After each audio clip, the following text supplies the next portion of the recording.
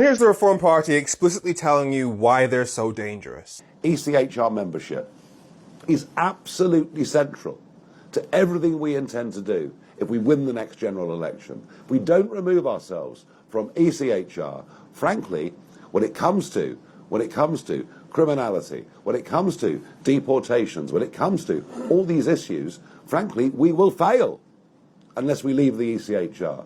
The ECHR is the European Convention on Human Rights. It's the European version of the UK law, which is the Human Rights Act. He is talking about getting rid of our primary source of human rights protection and saying that everything he plans to do if he wins the next election is based on removing our human rights. And let's be 100% fucking clear. He might talk about how he might replace it with a British Bill of Rights, but if you think that's enough, you don't understand the whole purpose of human rights. Human rights are primarily to protect people from the government, so it doesn't make sense to allow the government to set human rights. That's why you need international human rights laws. In fact, that's the origin of human rights law as a concept, primarily after what happened in the 1930s and 40s in Germany. The international community decided that maybe there should be limits on what governments are allowed to do to their people. That's where you got the Universal Declaration on Human Rights, and then the European version of that was the European Convention on Human Rights. It was literally a response to what happened in the 1930s and 40s in Germany. So when Nigel Farage talks about getting rid of the ECHR,